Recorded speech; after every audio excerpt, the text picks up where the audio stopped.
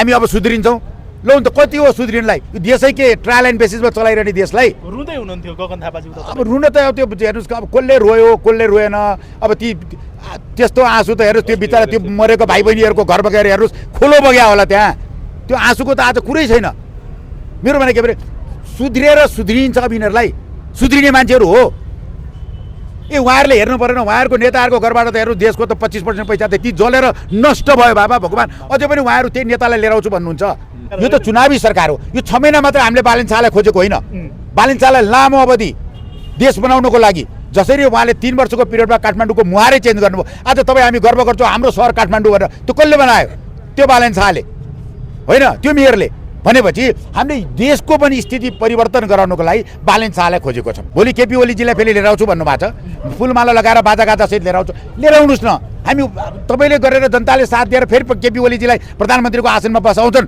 यदि नेपाली जनताले भनेदेखि वेल राख्नुहोस् मलाई केही भन्नु छैन तर के पनि नेपाली जनता अब त्यति मूर्ख भइ छैनन् आजको यो बलिदान यो भाइ बहिनी साना साना भाइ बहिनीको रगतलाई बिर्सिँदैनन् हेर्नुहोस् ती जेन्जी समूहका ती भाइ बहिनीहरू कलिला भाइ बहिनीहरू भोलिका हाम्रा भविष्यका कर्णधारहरू तिनलाई हेर्नुहोस् टाउको ताकेर छाती ताकेर गोली हानेर रगतको खोलो त्यहाँ बगाएको त्यो हेर्दा त्यो विदारक स्थिति जुन हामीले देख्यौँ त्यो दिन त्यहाँ त्यो स्थिति हेर्दा कसको चाहिँ चित्त दुख्दैन कसको चाहिँ मन रुँदैन यतिखेर हामी साबेल चोकमा छौँ साबेल स्तूपमा तपाईँहरूले पनि होइन जो युवाहरूले शहादत प्राप्त गर्नुभयो आज 74 जनाले शहादत प्राप्त गर्यो भनेर आधिकारिक रूपमा भनेको छ जसरी देशको लागि ज्यान दिनुभयो नि मोहन दाई तपाईहरूले आज उहाँको श्रद्धाञ्जली मनाइरहँदाखेरि के भन्न चाहनुहुन्छ मोहन दाई साहिलजी अब यसमा त हेर्नुहोस् भन्ने कुरा भने शब्दै छैन किन भन्दा आज जति मैले आज तपाईँहरू सबैको सामनेमा आज मुखमा मैले हाँसो देखाइरहेको छु तर मेरो मन रोइरहेको छ म मात्र होइन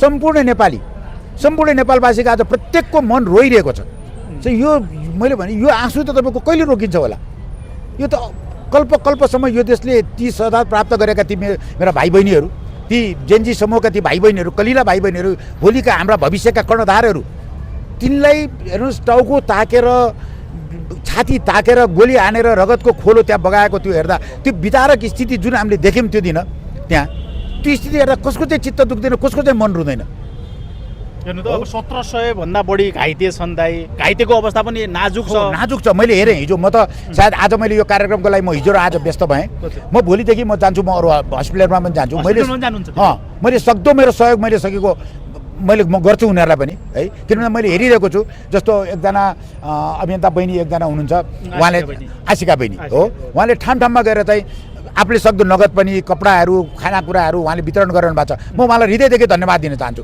किनभने आजको बेला भनेको त तपाईँको के हो भने देशले आज यो रोदन रोइरहेको बेलामा जो कोहीले पनि जसले जहाँबाट जे हुनसक्छ चाहे एक मुठी चामल होस् चाहे एउटा वस्त्र होस् कसैलाई सहयोग गर्न सक्यो भने त्यो ठुलो कुरो हुन्छ है अब राज्यले गर्नु त गर्छु भनेको छ तर राज्यको आज अवस्था हामीले पनि देखिरहेको छौँ धेरै कुराहरू गर्नु छ त्यसैले हामी प्रत्येक नेपाली प्रत्येकले आज त्यो ठाउँमा हेर्नुहोस् हामीले देख्दाखेरि त हामीलाई त्यो भने त्यो जसको परिवारको बच्चाहरू जानुभएको छ उहाँहरूको घरमा त्यो के होला विभत्स स्थिति भनेपछि आज त्यो मेरै घरको मेरै भाइ मेरै बच्चा मेरै छोरोले आज शहादत प्राप्त गर्यो भने सोच्नु पऱ्यो हामीले र हामीले प्रत्येक ठाउँमा गएर चाहिँ हामीले तिनीहरूलाई मद्दत गर्नु पऱ्यो हेर्नुहोस् किनभने एउटै कुरो तपाईँ के सोच्नुहोस् भने मैले यो पहिला पनि बारम्बार म भन्न गर्थेँ यो देशमा अब चाहिने भनेको युवा शक्ति नै हो यो देशलाई अगाडि लान सक्ने यो देशलाई अगाडि उठाएर यसको निकास दिन सक्ने भनेको युवा शक्ति हो हामीलाई चाहिन्छ युवा शक्ति नै हो हामी त एउटा के भने युवाको सोच राखेर अलिकति बुढा एजमा पुगिसकेकाले पनि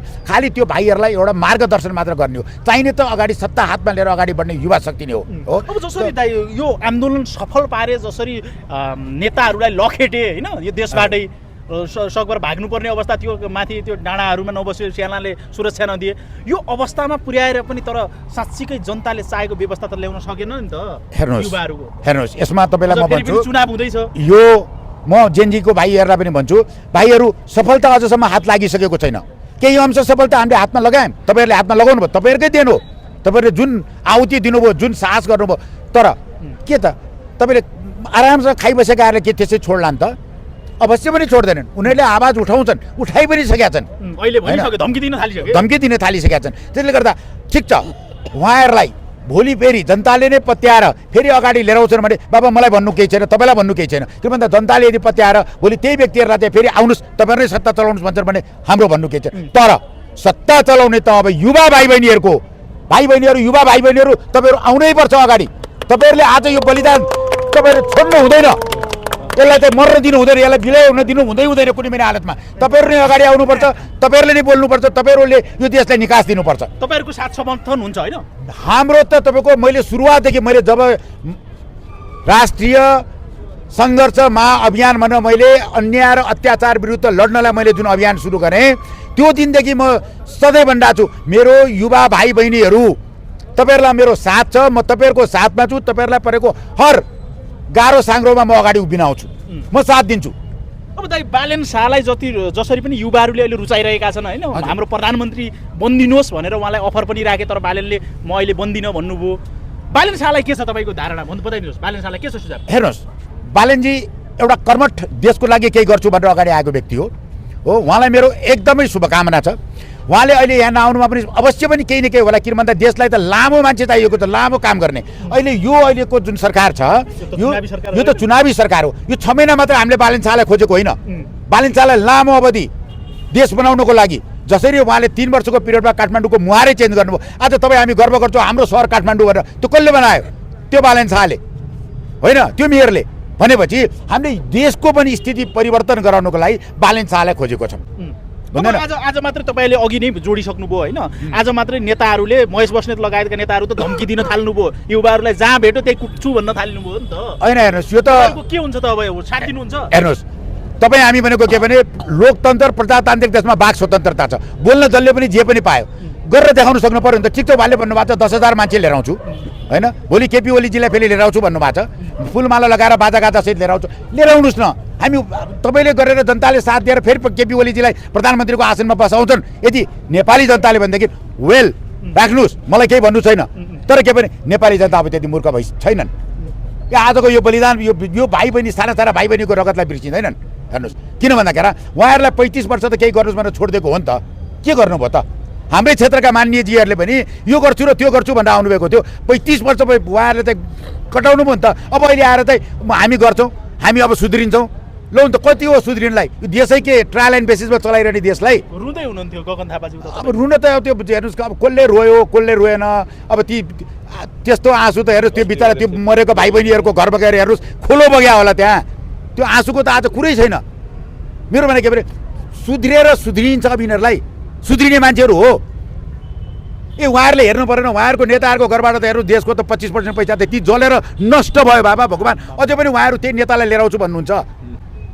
कोही सुन रे, कोही पैसा रे, अरबौँ रुपियाँ। ए भगवान्, यो म के सुन्नु परेको यो हामीले घरमै पुरै गुदाम होइन। मलाई त अरूभन्दा हाँस उठेको तपाईँको रमाइलो कुरो, केही दिन अगाडि अथवा सायद 1 महिना 1.5 महिना अगाडि हाम्रो म्याडम आर्जु म्याडमको एउटा सुनेको थिएँ हो, मेरो छोरोले के गरेर खान्छ होइन, पैसा कहाँबाट आउँछ, हामीले कसरी खाने भन्नुहुन्थ्यो।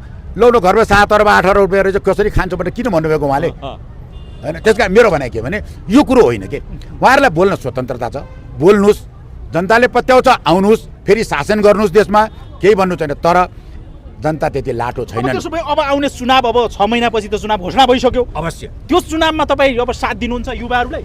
तपाईँ आफै पनि उठ्ने हो कि के हो? भोलि देशले माग्यो भने, देशमा अगाडि आउनु पर्यो भने मेरो युवा भाइहरूले दाइ तपाईँ पनि आइज अगाडि बस, तैँले पनि अगाडि लड्नुपर्छ, हामीलाई साथ दिनुपर्छ भनेर मैले त सुरुदेखि भनेको छु। अब सांसदबाट मन्त्री बन्ने होइन, सांसदबाट मन्त्री बन्ने होइन, हेर्नुहोस् कार्यकारी प्रधानमन्त्री बन्ने हो। सांसदहरूलाई देशको नीति र निर्माण बनाउनलाई त्यो थलोमा राख्ने, आफूले बनाएको नीति र निर्माणबाट जे काम भएको छ त्यसको बाँकी 6 महिना अनुगमन गरेर पठाउने हो हरेक वर्षमा हो। बजेटमा जुन नीति निर्माण बनाएर अगाडि बढ्छन् त्यसको काम कारबाही अनुगमन त्यसो भन्दा के हुन्छ, यी भ्रष्टाचार तुरुन्त रोक्छ। किन मन्त्री गएर भोलि चाहिँ म 10औं अरब खान्छु भन्नेहरूलाई त्यो रोकिन्छ। सांसदबाट मन्त्री बन्न जान पाउँदैन। विज्ञहरूबाट हाम्रा भाइहरू छन् विज्ञ, आज हेर्नुहोस् देश-देशमा अन्तर्राष्ट्रिय जगतमा हेर्नुहोस् एक नेपाली भाइहरू छन्, भाइ बहिनीहरू छन्, डिपार्टमेन्टको हाँकेर बसेका छन् त्यहाँ। भनेपछि तिनलाई बोलाउनु पर्यो। हाम्रो यी भाइहरू छन् आइटीमा विज्ञ भएका भाइहरू हो, अरू क्षेत्रमा विज्ञ भएका भाइ, यिनलाई यहाँ लिएर आएर यिनलाई मन्त्री बनाउनु पर्यो। यिनीहरूलाई अगाडि बढाउनु पर्यो। प्रत्यक्ष कार्यकारी चाहियो, प्रत्यक्ष कार्यकारी कुरै छैन। अब यस्तो यो आलो पालो आज भाइ चेसको गोटी खेले जस्तो आज त भोलि म पर्सि त बाहिर जनताको अगाडि मारामार माथि बेलुका बोट टस गरेर रोयल स्यालुट कति रे 1 करोड कति पर्ने रे ल 1 करोड 68 लाख रे। यो त भएन नि, यो त भएन नि। जनता आज औषधि सिटामल नपाएर मरिरहेछ नि यहाँ बाबा। 1 करोड 68 लाखको रक्सी खाने कसरी खाने? यो मिलेन क्या यो होइन। मलाई मैले अस्ति पनि मैले एउटा स्टाइल मलाई यिनीहरूसँग कसैसँग दुश्मनी छैन, कसैसँग मलाई रिसिभी छैन, कोही मेरा शत्रु होइन। तर के भने देशलाई बनाउनको लागि तपाईँ हामी जस्तो युवा केटाहरूले आज अलिकति आवाज उठाएनौँ भने त सधैँ डराएरै बस्ने, सधैँ हामी निमुर्केरै बस्ने भने त यो देश कसले बनाउने त बाबा? यहाँ केही हुँदैन भनेर सबैतिर बाहिर विदेशै लाग्ने हो भने जसरी अब 6 महिनापछि चुनाव घोषणा भइसक्यो होइन, अब कम्तीमा पनि युवाहरू पनि एकजुट भएर पार्टी घोषणा गरेर त जानु पर्ला नि त होइन? पर्छ, अवश्य पर्छ। अब यसमा त छुट्टै भयो भने यसमा चाहिँ म त हेर्नुहोस् मैले भोलि साहब मैले चान्स पाएँ, मैले मौकाहरू पाएँ भने उसले बालेनजीलाई पनि भेट्छु, सायद रविजी पनि अगाडि आउनु होला, विभिन्न व्यक्तिहरू आउनुहुन्छ हो जसले पनि देशलाई बनाउँछु भनेर अगाडि एकदमै सामर्थ्य भएर है भोलि फेरि पैसा कमाउँछु भन्ने नियतले आउनेहरूलाई कसैले पनि छोड्दैन। हेर्नु त्यस्तो व्यक्तिहरूलाई फुटेर नजानुहोस्, जुट्नुहोस्, सबै जुटेर जानुहोस्। सबै किन भन्दाखेरि तपाईँहरू फुट्नुभयो भनेदेखि भोलि 4 तपाईँलाई 5 तपाईँलाई 6 तपाईँलाई होला, फेरि यो त गन्जागोल भनेपछि बरु जुटेर जाउँ। हाम्रो सबैको एउटै लक्ष्य के त भन्दा देशलाई समृद्ध बनाऊ, त्यो हामी त्यसै समृद्ध बन्छौँ। यो चोटि त्यसो भए यो चोटिको चुनावमा संविधान संशोधन हुन्छ। संविधान संशोधन नभए त हुँदैन नि। संविधान संशोधन भएन भने त के यो मेरा भाइ बहिनीहरूले जुन बलिदान दिएका छन् यो के त फेरि त्यही ग्रुप पुरानै दलहरूलाई लिएर उनलाई? अवश्य होइन। उहाँहरू पनि नयाँ तरिकाले नयाँ भिजन राखेर यदि के गरेर आएर यो जनताबाट भोट प्राप्त गरेर जितेर आउनुहुन्छ भने वेलकम, मोस्ट वेलकम। त्यसमा हामीलाई केही पनि भन्नु छैन। होइन भने नयाँ आउनु पर्यो, पिँढीहरू नयाँले शासन सम्हाल्नु पर्यो, नयाँले लिनु पर्यो। पुरानाको काम छैन। पुरानाको के काम भने अब त्यो त सधैँ त्यो पुरानो घिसिपिटी रुल लगाएर चाहिँ देशलाई चलाएर हुन्छ। देशमा त नयाँ आउनु पर्यो नि त, यहाँ थपिनु पर्यो। आज संसारमा कहाँ पुगिसक्यो यार संसार। नेपाल चाहिँ भित्र हिँको यहीँ बसिएको छ। तपाईँहरूले अस्ति आन्दोलनमा साथ दिनुभयो कि दिनु भएन? जानुभएको थियो? हामी गएको थियौँ है, केही स्थानहरूमा हामी गयौँ भने जब त्यहाँ अब यसमा मैले के भन्नु अब तपाईँको किन भन्दा जब त्यो अलि नचाहिने त्यसमा चाहिँ किनभने त्यो जेन्जी भाइहरूको थिएन, त्यहाँ अरू तत्त्वहरू कसले के गर्यो भन्नु छैन, त्यो आगजनी र जब दुनियाँभर देखिन थाल्यो बा त्यस्तो त्यो कुराहरू हुन लाग्यो भनेपछि हामी त्यसबाट पछाडि हटेर आयौँ। किन भन्दाखेरि त्यस्तो कुराहरू चाहिँ अलिकति चित्त बुझेन होइन। तर सायद अब हेर्नुहोस् है, अब मैले यो बोल्दाखेरि सायद यसमा अन्यथा नजाओस्, सायद त्यति नभइदिएदेखि सायद हाम्रो महानहरूले जसलाई दम्बे लिएर बस्नु भएको थियो पेलेरै जान्छु भनेर उहाँले राजीनामा पनि गर्नु हुँदैन थियो कि है, एउटा त्यो पनि छ। तर देशको ऐतिहासिक धरोहरहरू जसले यसमा हामीलाई दुःख पनि छ है। तर चाहे जे जति भन्नुहोस् जेएनजी समूह भाइहरूलाई हृदयदेखि धन्यवाद। अन्तिममा आम नेपालीहरूलाई के भन्नुहुन्छ? आम नेपालीहरू आज तपाईँहरूले जुन एउटा नयाँ मन्त्रीमण्डल गठन भएको छ, सुशीला कार्कीज्यू पहिलो नेपाली महिला प्रधानमन्त्री भएर जुन अगाडि बढ्नु भएको छ र उहाँले जसरी मन्त्रीमण्डल गठन गर्नुभएको छ उहाँहरूको इतिहास तपाईँहरू नकोट्याउनुहोस्। अभियन्ताहरूलाई पनि भन्छु म, तपाईँहरू मिडिया साथीहरूलाई पनि भन्छु, तपाईँहरूले ती अभियन्ताहरूले गएर हो फलानु त फलानु टाइममा यसो गरेको थियो यस्ता इतिहास नकोट्याउनुहोस् है। किन भन्दा इतिहास कोट्याउनु भने तपाईँहरू पनि कहाँ कुन पानीमा हुनुहुन्छ र तपाईँहरूका पनि के छन् ती हामी पनि देखाउँछौँ। फेरि यहाँ कस्ता अभियन्ता छन् हामीलाई पनि थाहा छ। भन्दै अब यो विज्ञहरूको टोली र अलि स्वतन्त्र व्यक्तिहरूलाई अहिले मन्त्रीमण्डलमा लिने चलिरहेको छ होइन, कतै तपाईँ पनि मन्त्रीको दौडमा त होइन? होइन अवश्य। मैले तपाईँलाई पहिला पनि तपाईँसँगै मैले एउटा इन्टरभ्यू दिएको थिएँ, मलाई न पदको लोभ छ न पैसाको लोभ छ। मैले त के भने right person in the right place, सही व्यक्ति सही ठाउँमा जानु पर्यो। यो देशलाई अगाडि बढाउनु पर्यो। यो देश अगाडि बढ्यो भने म त्यसै बनिहालेँ नि। म पनि मेरो छोरो आज विदेशमा मैले पढाउनु पर्दैन, तपाईँको छोरो तपाईँले विदेशमा पढाउनु पर्दैन, नेपालमा राखेर तपाईँले काम गराउन सक्नुहुन्छ होइन। मलाई पद र पैसाको लोभ छैन, मलाई चाहिँदैन। म कसैसँग दुश्मनी गर्दिनँ, म त खालि सही बाटो सही राम्रो काम गर्नलाई साथ दिन्छु। त्यही भएर अहिलेको जुन बाटो देखाएको छन् युवा जेन भाइहरूले यिनीहरूलाई मेरो सम्पूर्ण साथ छ। हस्, धन्यवाद है। धेरै धेरै धन्यवाद साहिलजी।